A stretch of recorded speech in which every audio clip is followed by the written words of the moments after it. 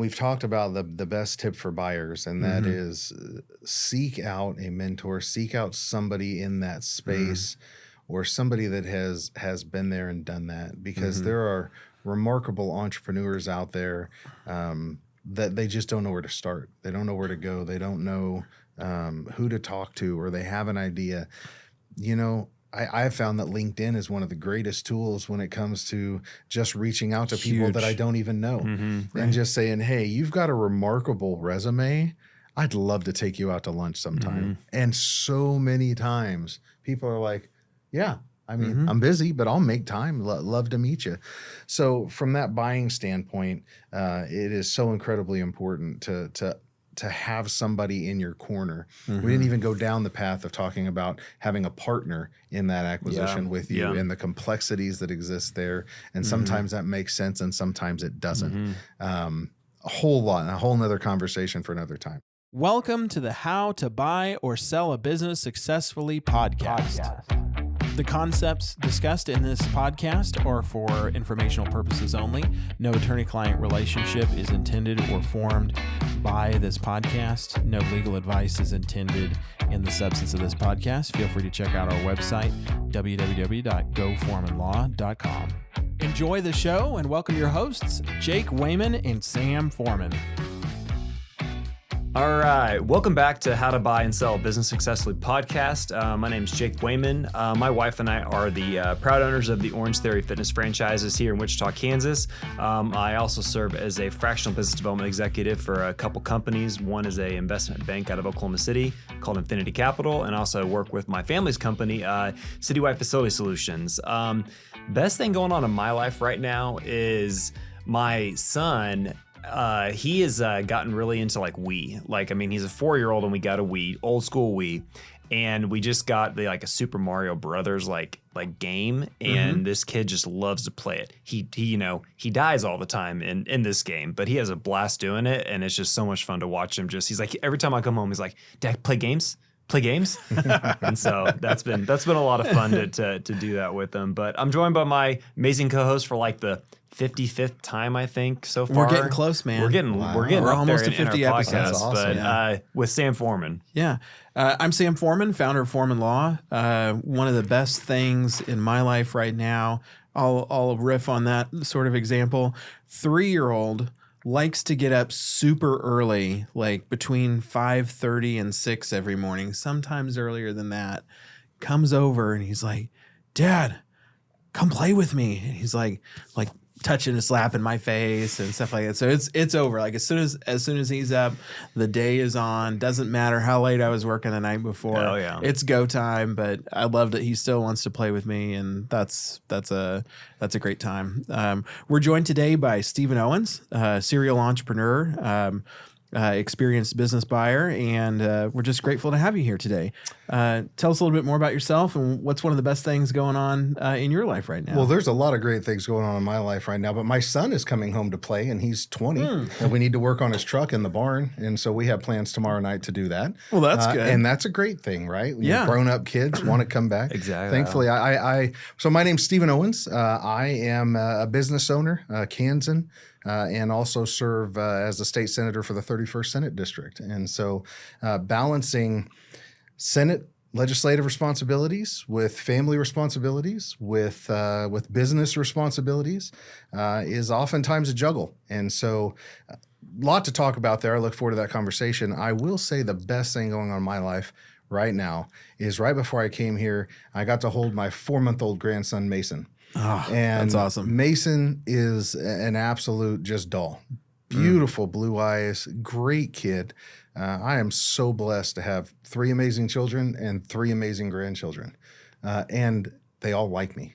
And there's something to be said about that when your kids grow up and they actually still like you and want to be around you. They want to hang out with you. And somehow we've kept them all close to us. Heston Newton, my son and his wife are up in Manhattan right now while his wife's going to K-State. But so exciting times. I love that I get to do that. No, that's great. Does Mason still have that new baby smell? Oh, Literally had him right here, and I was smelling the baby oil smell that is just so amazing. Yes, he is a doll. Oh, that's awesome. My babies make beautiful babies. That's awesome. Well, very cool. Well, thanks for joining us today. Yeah, absolutely. Yeah. So let's talk about, I mean, especially with your public service and your experience as a business owner. One of the things we've talked about on this podcast before is kind of the community impact that having good ownership transitions has. Mm-hmm. And so you've got kind of a unique perspective on that as both a business owner, somebody who's been through the deal process several times, and as somebody that serves the citizens of the great state of Kansas. Talk to us a little bit more about how you see community impact happen when people build and successfully transition great businesses.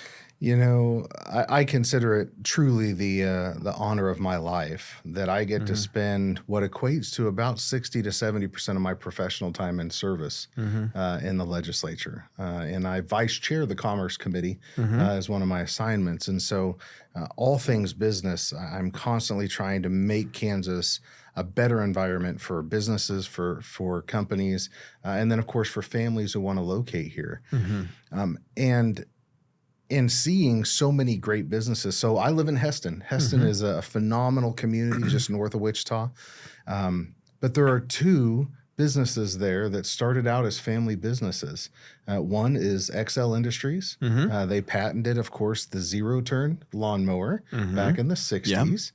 And grew that into a business, XL, where they employed at its peak upwards of 1,000 people and were producing 500 zero-turn lawnmowers a day. Holy cow. Remarkable operation. It's the hustler mower. If you don't have one, get one. Get one. And by the way, go to Dan Cycle in Heston, Kansas, where we sell them. But I'll talk about Dan Cycle here in a little bit. So you've got that example there, right? And that was sold about 2 years ago to Stanley Black & Decker. It's about a $360 million acquisition. So remarkable story right there in Little Heston. Yeah. But then you also have Hay and Forage Industries. You started as Heston Corp, is now Agco Hay and Forage. And that started out where they invented right there in Heston, Kansas, the round baler. Right. Was started right there in Heston. So they make all sorts of hay and forage equipment as well as the gleaner combine. And that company employs anywhere from 700 to 1,200, just depending on some seasonal applications there. So Heston is just a great example of small ideas that have grown into huge companies and companies that have impacted our economy in such significant ways. Yeah. But that only happens when you have an environment that encourages entrepreneurship, that encourages building businesses and a tax environment where they can be successful and different things like that. Yeah. Well, and to put it in scale for folks, how big is Heston as a whole? Heston, if you take the employee portion out, it's about 3,900 people. Okay. So there's 3,900 of us. I've been there almost 28 years now. It's kind of crazy. Wow. But yeah, it's a very small town. But we have an influx of anywhere from 1,000 to 2,000 a day that come in to go to work. Wow. No, that's incredible. And so, I mean, if you think about that, like if you were to have a similar impact from a employment percentage perspective in a community like Wichita, you'd be looking at, a company that employed, 100,000 people, from a scale perspective. And so, I mean, you think about, how much impact that has when somebody has that idea, they take that risk, they start growing that business, and then it gets traction, And so when you look at that from just kind of an observational perspective, what are some of those things that, the folks that grew those businesses, I mean, they took those initial risks, but what were some of those decisions that you think they made along the way that allowed them to go from, hey, this is a cool product, or this is a cool idea, to getting to a point where it's like, hey, 1,000 people in their families are directly benefiting from, from this particular business. What are some of those decisions that you think kind of helped contribute along the way? Well, so, you go back far enough, and the Mullets were one of the families that started XL. Did you say the Mullets? Mullets. Okay. Did they have anything to do with the hairstyle? Well, obviously, Probably if you different ask spelling. Jake and I, definitely not. But a great family that had been around for generations in that area, and for them to have this idea of a zero-turn lawnmower, right? And as the story goes, and don't quote me, but as the story goes, they patented the zero-turn lawnmower, which we know now is everywhere. Yeah. And actually built one of the first ones, but it really didn't catch on. And so it wasn't until that patent almost expired that the zero-turn lawnmower actually started to take off. Yeah. And as that happened, of course, the patent expired, and then everybody was starting to build zero-turn lawnmowers. Right. And so, there's certainly something to be said for a unique idea, a unique product, something that somebody else isn't doing or hasn't done. Say the same thing applies for hand forage, right? The round baler. We had small square balers, but who would make a round baler? Why would you make a round baler? And things like that. And so, that there's something to be said also for small communities, right? There's something to be said for being part of a community that really supports the entrepreneurs around them and goes out of their way. And we've got a number of smaller shops there around Heston. One of them just changed hands, Stone Creek Nursery there in Heston. Great little operation. Had been in the same family for about 10 years and was on its way closing, and somebody swooped in and kind of bought it and saved it at the last minute. Just a staple of the community. And one of the businesses that I own, that I acquired just last year. We'll talk a little bit about Dan Cycle there in Heston. Started Dan and Cami Herb started it out of their garage 27 years ago. Yeah. And built it into a very nice, successful full-line Kawasaki, Yamaha, and Hustler dealership. And actually at one time was the #1 Arctic Cat salesman dealership in the nation. Oh, wow. Yeah, they were that big in Arctic Cat four-wheelers. So another great business that just started their local that was supported and continues to be supported by the local city, county, and communities around there. Yeah, no, that's terrific. Well, it kind of on the topic of the businesses you're involved with. So we introduced you as a serial entrepreneur. Can give us the lay of the land of kind of what your business interests are currently right now, and some of that are in the past too. Yeah, absolutely. So I've been really blessed to be involved in so many different businesses and in various different industry sectors. And certainly had success and continue to have some success, but have had some really epic failures where I've relied on this guy to the right to help me try to sort it all out too. I have too. So. Because, man, I have so much to learn. You know what I mean? When it comes to business, I have so much to learn. So I had an opportunity as a young man in college I was introduced to the bail bonding profession. Okay. Now, a lot of people don't understand how bail bonding involves the court system. And long story short, when somebody gets arrested, the court sets a bond. If the defendant can't afford to post that bond, because that bond is the security, the guarantee that the defendant's going to court, then they can hire a bondsman, and the bondsman will charge 10% to actually put up the full amount of that bond for them based on a set of underwriting criteria and things like that. And a friend of mine's dad actually introduced me to this when I was out hunting with him in Oklahoma, because he made like $300 or $400 one night while we were asleep. And I was like, well, hold on a second.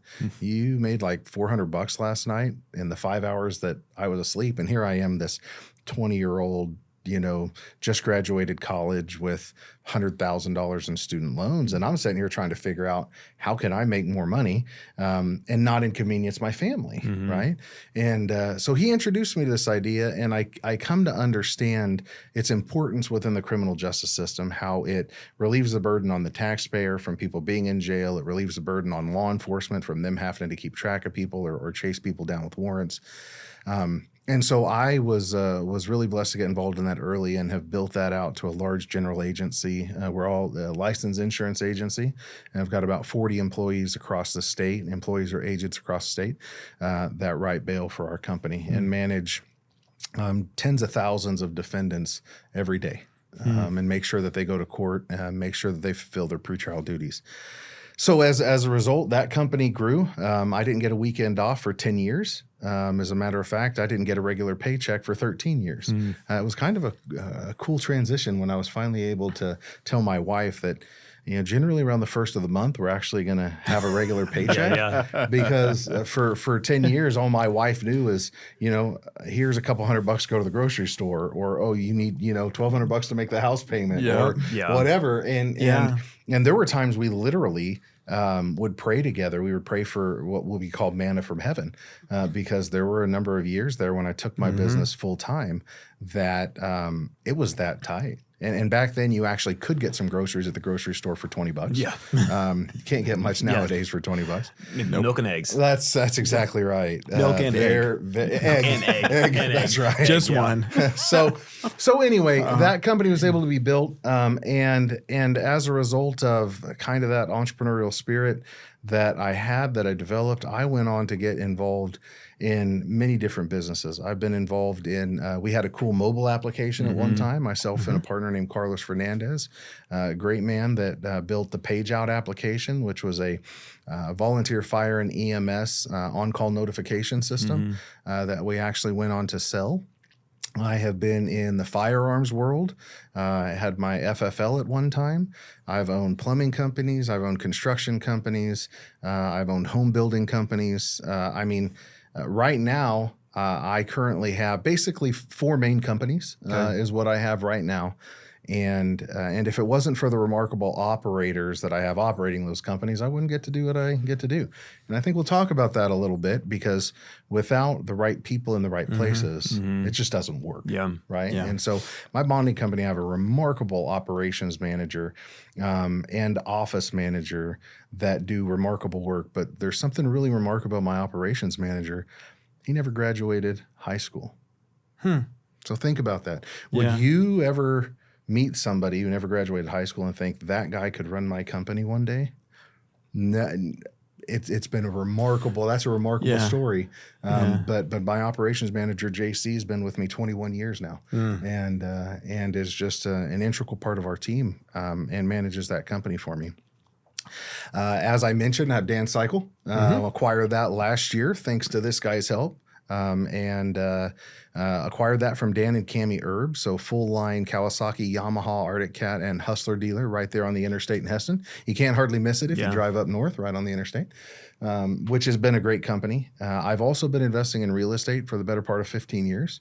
And my daughter actually has went off and grown up and become a realtor and manages that company for me, for us actually, and is doing a remarkable job. She actually did a stint with this guy at his office too for about a year. Nothing against Sam, but it made her realize she didn't want to be an attorney. A great result. Better to find out fast. That's exactly right. Not Then a couple after. years into practice and a couple $100,000 into In the hole. That's exactly right. Yep. So she does a great job managing our real estate company. And then I have this cool little fishing product. And we had our best month ever last month, which is really exciting. So another very small acquisition that I had the opportunity to acquire. It is a rod-mounted line cutter called a Finman. Okay. And the website's myfinman.com. And we now hold the patent for being able to put a line cutter on a rod, right? So instead, when you're changing your lure, you're not using your teeth or, your nail clippers. Mounts right on your rod. It's always there. So you can nip it, you can slice it, and then it also acts as a hook keeper. We've since added another product last year that's currently patent pending. That one is patented. This one's patent pending that is a hookless stow. So, when you're done fishing, you always just hook your hook to your eye. Well, then it gets caught on everything or hooked on everything. Or your kid gets into it. Or your kid gets into it. Yeah, that too. Well, we're actually patenting, again, it mounts to your rod, but it actually hides the hook. So there's it's not going to get stuck on your rod sock. It's not going to get stuck as you're sliding it into your boat. And best month ever. We've been into this 3 years. That's awesome. I'm definitely still way upside down when it comes to investment versus return. However, we did crack 50,000 in sales in June. Nice. Which is a record month for us. We're Yeah, really very cool. excited. We're primarily direct to consumer because I'm a believer if you can't figure out the direct to consumer market, being in a big box store is not going to do you any good. Right. Because your margins are made direct to consumer. One of my colleagues at Infinity Capital, he actually fished in college at Oklahoma State. Okay. And he actually fishes semi-professionally too. So I'll have to ask him if he knows what the brand is and everything. But he's in a tournament every single weekend. Yeah. Dude, check it out. And I'd be happy to send him one because when people get these on their rods, they're like, I mean, and it was one of the biggest challenges we had with this, what we thought was going to be a very simple product to develop. The biggest challenge we had was the blade. And it's this little blade, about that long, but it has very specific designs and very specific densities and sharpness. And my partner in that's Mark Glade, remarkable engineer. Never had a partner that has worked harder than this man has in building a company. He's remarkable. But it took us a year and a half to find somebody that could build this blade the way we needed it built in the U.S. Like, we wanted a U.S. made product. We did not want to go to China. We did not want to go out of the country.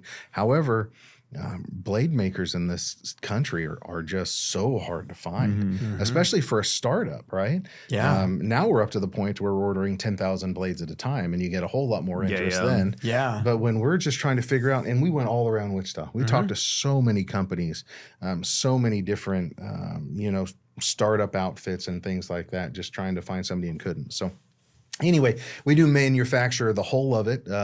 It's a very new type of 3D printing made by Form Labs, where it's actually 3D printed inside a bed of powder. So it's not a resin based. And that is manufactured right there in Heston, Kansas. That's cool. So yeah, Kansas based thing. Throw a little shout out for my little Fishmore. Yeah, Fishmore. My Fin Man here. Okay. But yeah, check out myfinman.com. It really is a cool, unique thing. And we're already iterating what's coming next with that company. Yeah, As well. right I love hearing about that kind of thing and how you're doing it here in Kansas and figuring out how to solve those problems. I want to talk a little bit more about in the acquisition process and as you're building successful businesses, what role that team plays and both in terms of being able to have multiple at the same time that are successful, but then also like what do you look for when you're buying a business and you're looking at the team and you're thinking about how is this team going to run after the deal, or am I going to have to bring my own team? Yeah, it is. Yeah. It's tough. I won't make any bones about it, right? I mean, it Are you saying people are hard? My gosh. People are hard, especially people that have been doing the same thing for so long and have gotten away with so much that now all of a sudden we've got to retrain them and create efficiencies and processes and actually hold ourselves to standards. Very, very challenging. However, it's about finding the right team, but then also being willing to let go of the wrong team fast enough. And this is something that I've had to learn recently over this last year and a half. We had a finance manager who is a absolute wonderful human, a great person, kind of a friend of the family. And the sad part is she was just not qualified for that job. I thought she was. Her resume said she was. But I kept thinking as we were going through the process that, okay, she's going to figure it out this time, or, okay, we're going to get it right this time. And it kept being kind of one reason after another. And because it was a friend, I held on too long to my detriment. Right. And again, she's off. She's being successful in another role that she's much better qualified for. And I'm willing to bet she's much happier. But I should have pulled that plug 9 months earlier. Instead, I held on, just hoping, thinking maybe it's me. Because anytime anything goes wrong in one of my businesses, I always look to myself, right? I don't blame the economy or blame this person or look at that. It's like, okay, did I train them well enough? Did I prepare well enough? Right? Did I set them up for success? And so I went through that with myself so many times that I should have made that decision a lot earlier, and I think I would have saved myself a lot of heartache. Now we have a person in that position who's doing remarkable. She gets it. She is on fire. She is so sharp. Right. Yeah. Well, I think, making those kind of decisions is really difficult. Oh, so hard. And we've been there before, and I know Jacob has as well. And I think that, for a lot of small business owners that might be listening, one of the pieces of encouragement, if you find yourself in a similar position, is that and hard truths is that you're not actually doing anybody any good by delaying that. And in some ways it is depriving people of the dignity of the truth. and it's keeping them from being in a position where they're going to thrive. Right. Because if they were thriving, you'd know it and they'd know it and it wouldn't be a thing. And the sad truth was, Right. with this individual, there were 3 different times over the previous 6 months I even said, "Are you sure you're happy here? Are Right. you sure that this is where Right. you want to be?" And she would reassure me, "Oh, she Yeah. loves it and this and that." Right. But it was, in hindsight, of course, so visible and so obvious. Right. And so you've got to look at your business as your family, right? My wife would always say, anytime I start a new business, it's like an infant, and it takes nurturing, and it takes, blood, sweat, and tears, and heartache, and all the things that come when you have kids, as you both know. Diapers. Yeah, yeah. This financial statement is dirty. But You got a special bin for it. Take it out back. Yeah. Sorry. no, you're not wrong. Yeah. But along those lines, when you have these businesses, it's you've got to focus on the business first, because you're responsible to your family. Right. Your business Right. provides for your family. Right. In that instance, your family has to come first. Right. And so you've got to make those hard decisions. Right. And that's difficult because you feel responsibility for the people that are on your team. And your heart definitely hurts. Yeah. No doubt. And you're afraid, right? Yeah. There's that saying, the monster you know is better than the monster you don't know. Right. And so sometimes we hold on to the monster we know a lot longer than we should. Yeah. Because Right. we don't know what we're going to end up with. Yeah, I mean, Right. it's so many people underestimate, when your gut tells you something and you don't listen to it. You're like, it's still going to resume. Resume says this should be good. This should work and it should be the right thing, but the gut keeps saying something different. You got to listen to your gut. We recently went through that with a hire that we made, and they lasted a week, and then because a lot of things, all the red flags that we talked about came up. Right. Well, and I think a good practice as you recognize that in yourself as a business owner is just to, you've identified it, and then is to have your 3 rules or whatever for, hey, next time this happens, this is what I'm going to remind myself about, is that I've got time because I'm going to run a good process. I'm going to trust myself and my judgment, and I'm going to prepare with alternatives. Right? Yeah. Because I'm not stuck. This isn't my only option. No. And then you give yourself the freedom to be in a position where it's like, hey, I don't have to take this out. There's another way forward. Well, and you've been involved in, such a diverse set of businesses. From, fish lines to, Mobile apps to, you were talking about construction earlier and everything. So what other factors go into when you're, looking at businesses, ultimately buying the business, but then also getting in there and growing the business as well? Jake and Sam here. Thank you for joining us. If you find this content helpful, please like, subscribe, share it with a friend, and especially leave us a 5-star review on Spotify or iTunes. Really helps us out a lot. Yeah, 1 star, it's on Sam. Yeah, it's definitely on me. Yeah, there's so much that goes into it, right? And we were kind of talking about, on some levels, you've got to trust your gut. You've got to feel good about it at the end of the day. I remember making a decision, and it was like trying to push a square peg through a round hole. And it was like, no matter, I just kept pushing and pushing and pushing and pushing, and finally got it done. And it turned out to be just an epic failure. And so, I reflect back on that, and I think, man, well, maybe if I wouldn't have pushed so hard, it wouldn't have happened. And so I've always been really blessed to see things in hindsight. And inside my barn, if you're ever at my house, I've got a barn out back, and I have a banner with the logo of every single business that I've ever been part of, started, owned, whatever.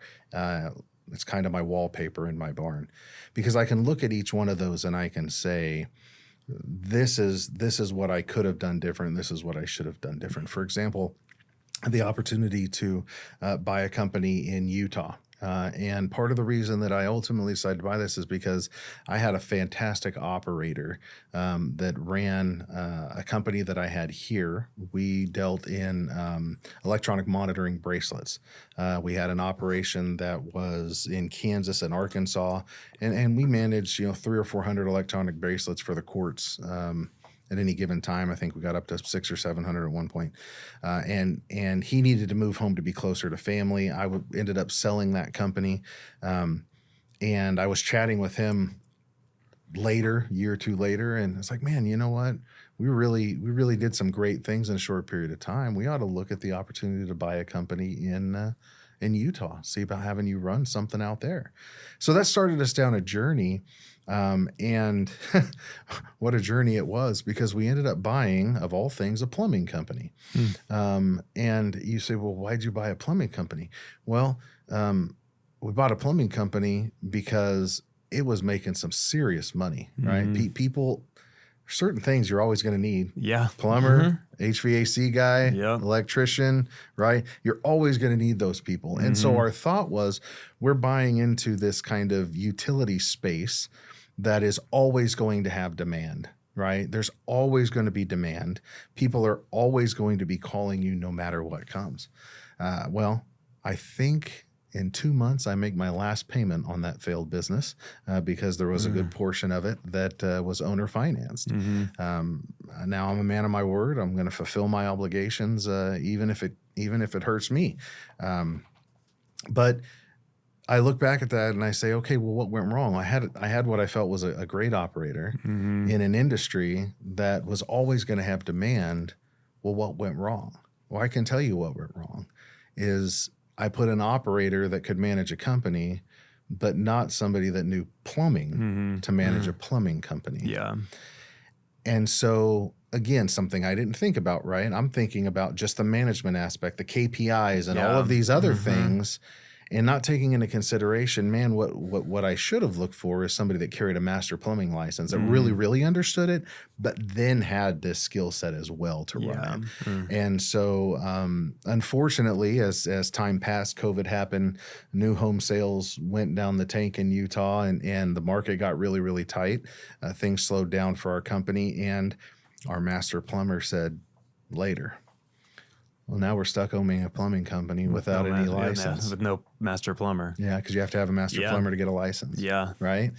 Again, hindsight's 20/20, right? The things that you don't know are some of the biggest challenges. And so I look at that banner on the wall and I think, okay, if I ever go down that path again, I'm going to make sure that we have the right licenses in place and the right people, or I'm just not going to go down that path. I mean, that's where it's like what you're talking about there is like numbers look good. Yeah. On paper, it looks like a great company, but you look at yourself and saying, can I actually run this company? Absolutely. Can we actually do this successfully? Like, yeah, I mean, I may look at, plumbing again. Like I could look at plumbing company. I'm not a plumber. Right. No.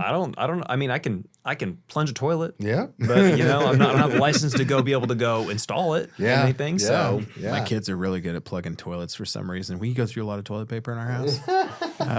But you got to buy the cheap stuff, man. It's that really good Charmin Yeah. stuff you buy that clogs the toilets. Yeah. But it's that really good set of questions as you're looking at a business, which is like, hey, where does the value come from? Yeah. Yeah. And then taking that, like walking through, like, hey, here's all the steps that go from point A to the balance sheet to the income statement in terms of those results, and figuring out what are those necessary components.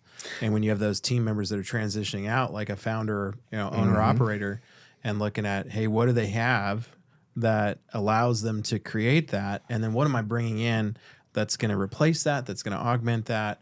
How is that going to go? And like to your illustration of, you've got the subject matter, you've got the technical skills of the business, the industry know-how, all that stuff, and then you've got the business expertise, the business acumen, and those two things together can work really well. But one without the other misses out on the upside, and the business skills without enough of the substantive delivery on the other side can leave you in a spot. And we certainly thought we had a plan for that. Yeah. We thought that, and the seller of that company, Don Selby and his wife, amazing humans, like did everything that they could, bent over backwards to be supportive. They stayed involved. They were consulting, free of charge, basically. I mean, they did everything that they could to make it successful, short of step back in and in essence, take it over and fill that master plumbing role, which they ultimately sold it for a reason. They wanted to retire. They wanted to travel, right? Yep.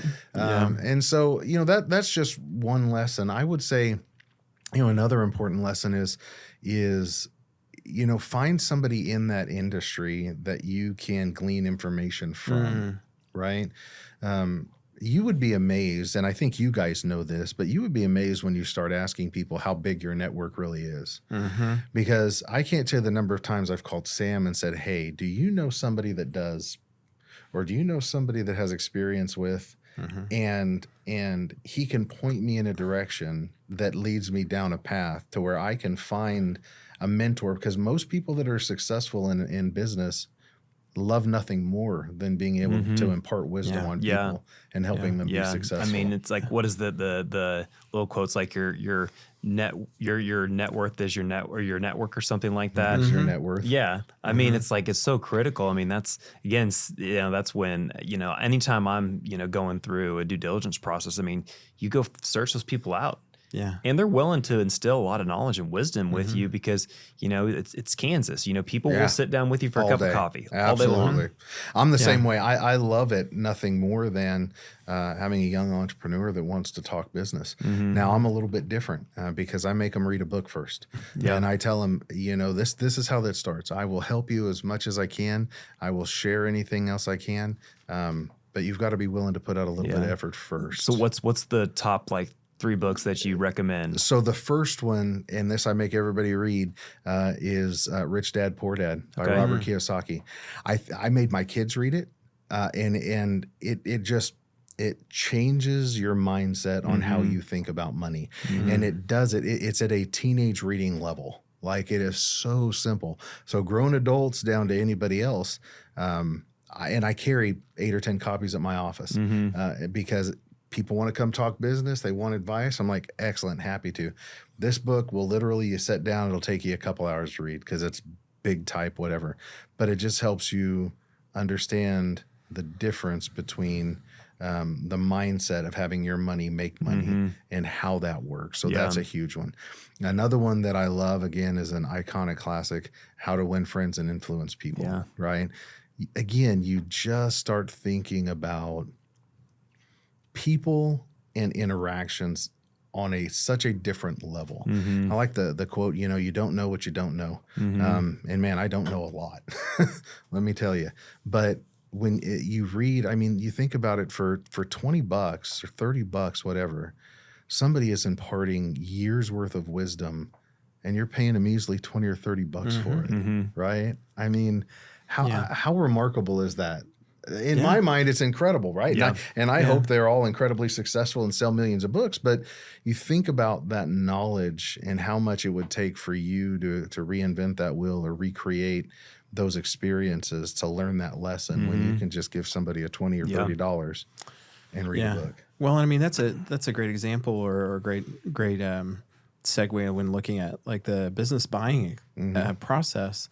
Especially if you're new to an industry and you're trying to learn about it, is, that's years or decades worth of experience. And it's all the little intangibles. It's all the, ability to have a really good gut instinct formed over decades of experience. And, if somebody's looking at it, why shouldn't they just rely on what the seller says or the seller as the expert in the industry to inform them through the deal process? Well, because again, it all comes down to what kind of seller are you dealing with, right? Are you dealing with an honest, upfront, straightforward seller who's going to hang around for years after, like Don Selby was willing to? Or are you dealing with somebody that as soon as that check hits their bank, they're gone? Right. And that unfortunately happens. And so you can't just assume that what you're being told is truth. Just like one of the businesses I bought, I based it primarily off of their tax returns, right? Because who in the world lies on their taxes to pay more taxes than they need to? It's a very long list. I mean, usually you can't trust financial statements, right? But you can trust tax returns.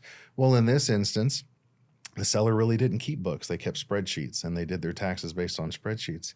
And I'm convinced, as I dig more and more into this, that they're over-reporting income. Like they're showing making $300,000-$400,000 a year consistently, and I have not figured out how to make the business do that. And it's I'm like, what am I missing? But as I dig in, I honestly think that it was poor bookkeeping, and that they were paying far more. Now, it doesn't surprise me because they've been running this business for a lot of years, and they were a single member LLC paying self-employment tax on all their profit on top of that, which is terrible tax advice from whoever they were having do their taxes. But anyway, Yeah. when it comes to buying or selling a business, or buying a business, you've got to dig in, and you've just got to spend that time to completely immerse yourself, but then rely on people that know more than you do. Like, I've relied on Sam a number of times as we dig in, and he's like, have you thought about this? Have you thought about that? And that's what makes having kind of a partner in the buying experience so incredibly important versus you and the seller just trying to sort it out. Like, having people that have different experiences than you have had that can add a little context is so incredibly valuable in that process. Yeah. Well, when you're looking at somebody who's got industry experience, for example, you're looking at somebody who's seen a thing 1,000 times that you've never even seen before. Right. And being able to lean on that to make good decisions about, hey, how is this going to work in this business? How do I look at this last 3 years of financials? How does that fit in with like macro trends? Like, is this something where this is performing well because the market's up, or these factors Look are at how going many on? businesses did so great during COVID that were online businesses that had their best years ever because everybody was sitting at home shopping. Right. And now they're way back down. Yep. Right. I mean, perfect time to have sold was about, halfway through COVID. Yeah. 2021 was like the best year for private equity. I mean, the valuations were way up and everything. And now it's just been a hard reset on that. Yeah, you got to ask good questions through the process, and that's something. I mean, Jacob and I were talking about this earlier about how much we've learned, like the two of us, as we've gotten more and more exposure to just the deal processes and things like that, and the things we know now that we didn't know 10 years ago or whatever about deal processes and how our decisions would have been different and all that other stuff, but. We learn more from the things that didn't go right than the things that did in many cases, and I hate that, but I love that. Yeah, but you really get it, and you see things differently, and then you make better decisions. And when you're somebody going through the the deal process for the first time, one of the things I think is different about today than like even 10 years ago is I feel like the access to information, the access to experienced people in the space is just remarkably different than it was even 10 years ago. People are more open. They're more willing to come talk to you about like, hey, just the different things, find a mentor and all that stuff. And so your access to great support for your decisions is just vastly different than it was even like 10 years ago. And think about how AI is going to change that over the next 5 to 20 years, right? Because they're going to have all of this information. A friend of mine recently wrote a piece of software using AI, and he was able to code this thing in like a total of 6 hours, and it was remarkable. It's and going it was a little running slow, don't you think? Well, to run something that actually actuates, I don't know. He used all sorts of terms. I'm just kidding. Yeah. But it's remarkable the amount of information that's already out there in that space. Right. And you think about as you plug in all this information, how you'll be able to say, okay, help me evaluate X, Y, and Z, and it instantaneously scours the internet for all this experience and then drops it in your lap. So that even the deal buying process is going to continue to change and continue to iterate. And Jacob probably had a lot of really interesting from that private equity side, which is a side that I know really nothing about, but it's always been kind of fascinating because it seems like private equity is getting into all sorts of things nowadays that they normally wouldn't have. But that's also because, so many different fluctuations and changes in the market, and alternative assets are now this huge part of the market, whereas 20 years ago they weren't. So a whole lot going on there. I'd love to dig into one of these days. Yeah. A lot to learn. Yeah. Well, as we're kind of getting towards the end of our time here, would love to just kind of have as you look at a business and you're thinking about, hey, is this a good business to buy, for example? What are maybe the top like 3 to 5 things that you look at to sort of say, hey, is this a deal breaker for me, or is this worth continuing to look at? Well, first I would say that, that's a constantly evolving list, right? It's different now than it would be 5 years ago or 10 years ago. One of the things I've learned is I've got to be passionate about the subject, right? Do I really want to buy a fishing business if I don't love to fish? Do I really want to buy a motorcycle business if I don't like to ride motorcycles? Or, and so is it something that you can get passionate about, or are you just driven by the numbers? Right.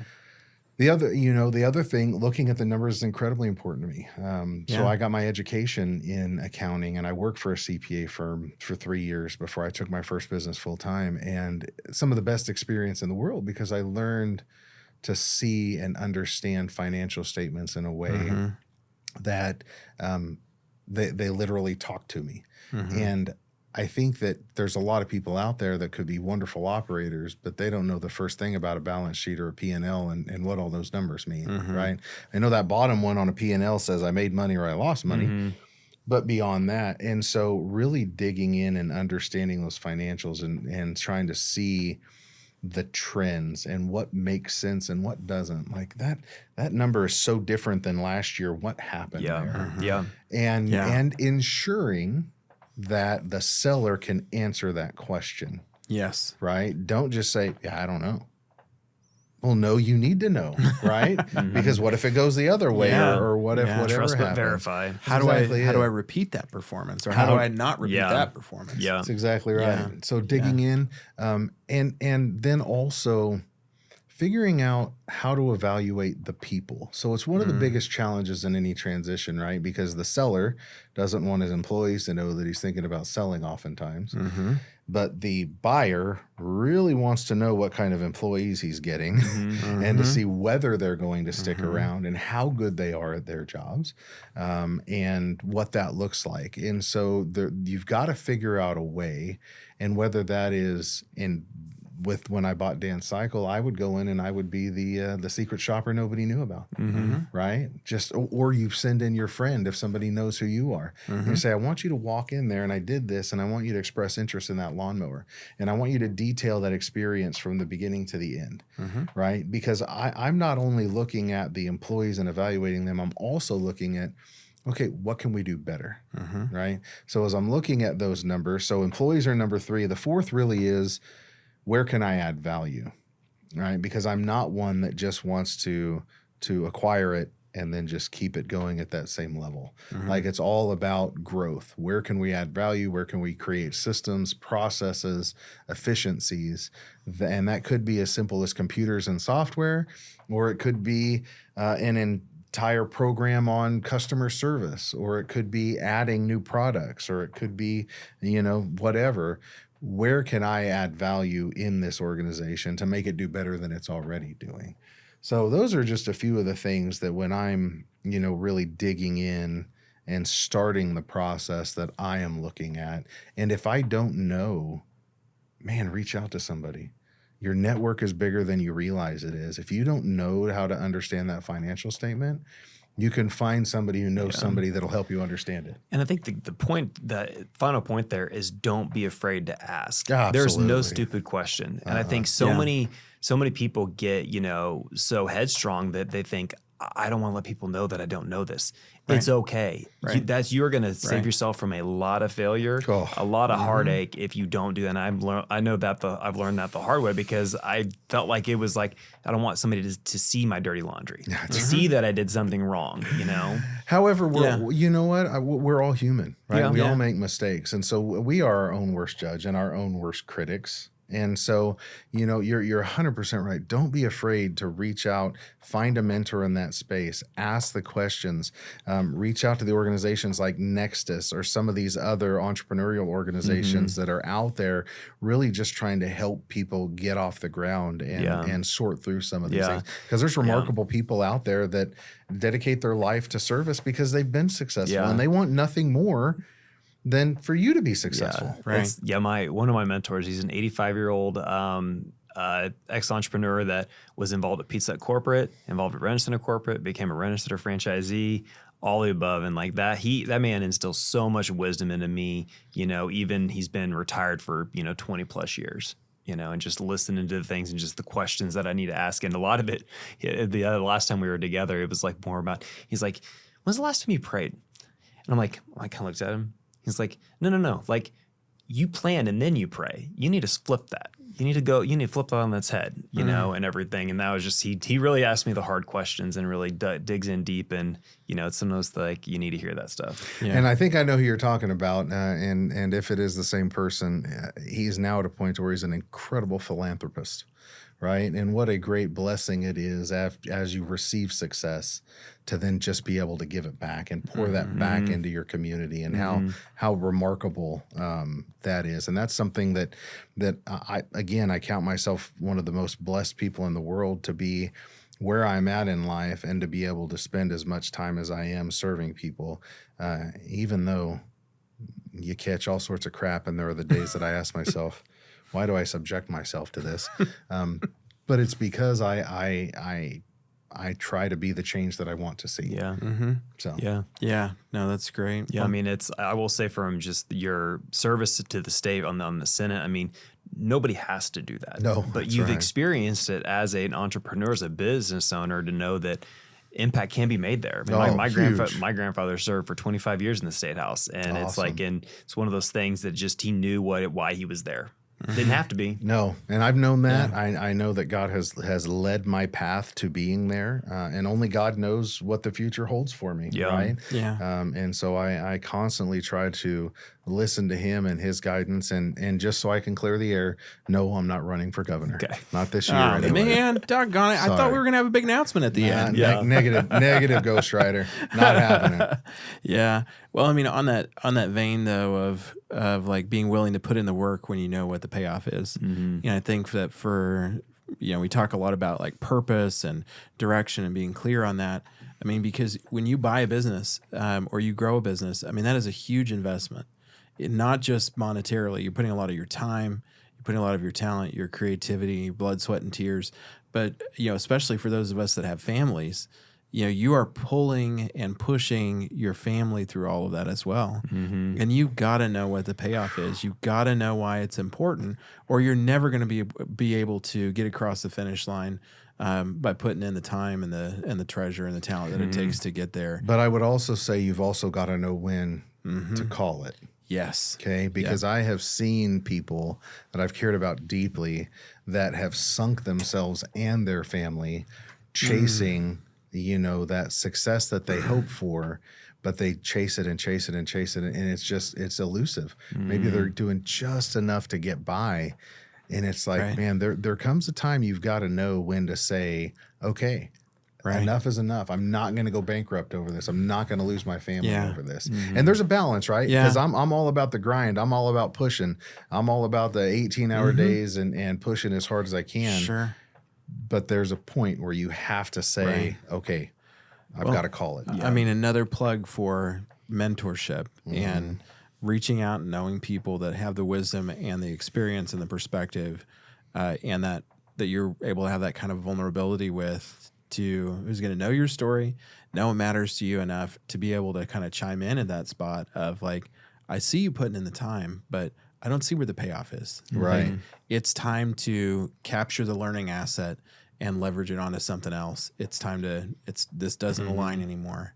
And that's tough. Oh, so hard to mean, let go of a dream. Because, I mean, like Jacob said earlier, a lot of people are hung up on, and I know I still am many times, like, I don't want to look stupid. Nobody does. I mean, we're humans. We don't want to, but there's nothing stupider than not being willing to look stupid early. Looking stupid late is a lot more expensive and a Stupid lot is more as stupid does. humbling than looking stupid early. Might be a bumper sticker. Look stupid early. Yeah. Stupid early. That's the new tagline for our show. Look stupid Look early. stupid early. When I'll riff on that for just a minute here, but when you look stupid early, you're willing to learn, right? When you look stupid late, it's often because you're forced to learn. Yeah. And that's very so true. you kind of pick a lot of times when you're going to learn and how much it's going to cost you in the process. Man, that might be my new thing for the year. There Look you go. stupid early. Look stupid early. Yeah. But Stephen, we just thank you so much for taking time to share your journey and your learning with us. As we kind of wrap up, two final questions. What's one great tip that you have for buyers, and what's one great tip that you have for sellers? Oh, man.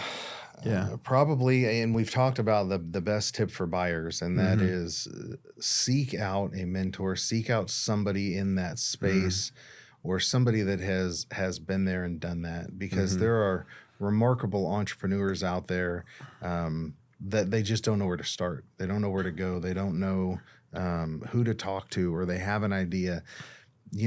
I have found that LinkedIn is one of the greatest tools when it comes to just reaching out to people that I don't even know and just saying, hey, you've got a remarkable resume.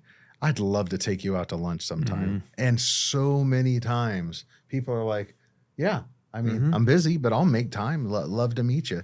So from that buying standpoint, it is so incredibly important to have somebody in your corner. We didn't even go down the path of talking about having a partner in that acquisition with you and the complexities that exist there. And sometimes that makes sense and sometimes it doesn't. A whole nother conversation for another time. You know, from the selling standpoint, you know, I guess the best thing that I would say there, because I haven't sold a whole lot, to be honest. I bought a whole lot. I've failed a whole lot. I've succeeded some, but you know, when I think about it, it's from a selling standpoint, it's the timing. So I'll share this little story about the mobile app PageOut that I was talking about. And PageOut was super cool. I had a great partner. I was a volunteer fire and EMS provider. 17 years I served on the Heston Fire Department as an EMT and a fire captain. And this was really solving a problem. And we got early accolades so well, got invited to the White House. This was back in, I think this was Obama, because Biden was vice president at the time. And man, won this award, $10,000 check. Like, dude, we're on top of the world. Wouldn't sell this for $10 million. Yeah, needless to say, that mentality kind of got us in a bit of trouble, right? Because there was so much that we didn't know over the next year and a half as this played out, and technology was moving so fast that we ended up selling it for a mere pittance of $10 million. When had we sold when we were at our peak, which we had the opportunity to, we could have made out a whole lot better. So I think there's something to be said for, you know, don't ride your business into the ground before deciding it's time to sell it. Right. Yeah. There's so much wisdom in that. I mean, just to echo that, I've never seen somebody come away happy that was just chasing the next dollar or the more dollar. If you don't know what's going to satisfy you and define that in advance, you're much more vulnerable to getting hooked by the possibility of more. And that's just how we're wired to do it. And there's always going to be this imagination that's going to lure you into, yeah, but I can get more. I can do more. I can get better. And if you don't define for yourself, hey, I'm satisfied, I'm content, I'm willing to accept this is a good outcome, you know, you set yourself up to get pulled into that trap. And if you want to do that on a smaller level, just go put a few $100 in the stock market. No, I'm serious about this. No, gosh, no, don't go to a casino. But think about don't it. Go to casinos, folks. So don't. No, Yeah, absolutely not. But when you put money in a stock and that stock's going, and you're like, man, I'm just going to keep riding this sucker up. Right. So I did this with Square. Perfect example, right? When Square first came out, I was an early adopter of Square for our business, the credit card platform. Yeah. I was able to get in on their IPO, cool. which was really cool. Bought some shares at $15 a share. Yeah. And man, rode that sucker up to like, it was 160, I think, 150, 160. I'm like, this is the new Apple. Like, we're just going to keep going. And then it breaks. And then all of a sudden, within a matter of months, it's down to like $55 a share. I share that analogy as you do in business because in that market, when do you sell? You have to set where your comfort level is and say, I am happy I made X profit. It's time to capture that profit. And I have lost money in the market because knowing when to sell is a very, very big challenge because you're afraid of, well, man, if I'd only waited another week, if I'd have waited another month and it went up to 200 or 250, right. But were you happy making $100 a share? Yeah. Well, you got to know your scorecard. I mean, we had a previous guest that talked about that. Like, you got to establish that scorecard. That's exactly right. Right. Yeah, and that's tough. Perfect is never possible. No. but we're all like, you know, people that are chasing more, I think, are chasing perfect. But great is always attainable. And there's a saying that we utilize a lot of times in Topeka. It says, "Don't let good be the enemy of perfect." Yeah. Right. Yep. because the reality is, especially in the political realm, you're never going to get everything you want, but you can Right. certainly make headway in the right direction. Right. Yeah. Right. And so if you're only going to settle for perfect, you'll never get to good. Yeah. And you'll never get to perfect either. Right. But if you have that mentality that you can step in the right direction, that you can make some gains, you don't have to make all the gains, but you can make some gains. Well, apply that across business when it's time to sell it. Like Right. you establish where your happy spot is, and then be happy with that, and then man, just pray for the success of who's acquiring it from you. Yeah. Anything you can do to support them and build them and allow them and their families to be successful and have that same measure of Amen. success that you've had, what greater benefit is there? Yeah. I mean, what a cool thing. You win and then they win on top of that. Yeah. I mean, that's an awesome outcome. Awesome So, outcome. yeah. Absolutely. Totally agree. Well, Stephen, thank you so much for joining us today. We're really passionate about helping folks have a great deal process, because we know that when people have great transitions, wonderful things happen for families, they Absolutely. happen for employees, and they happen for communities, and that really matters. And we thank you for being a part of that process with us today. And to all of our listeners, just keep learning, go get a mentor, keep getting better, and have a great deal. Thank you for joining us today. For future episodes, please subscribe to the podcast on Apple Podcasts or Spotify. And please check out our website at www.goforemanlaw.com/learning.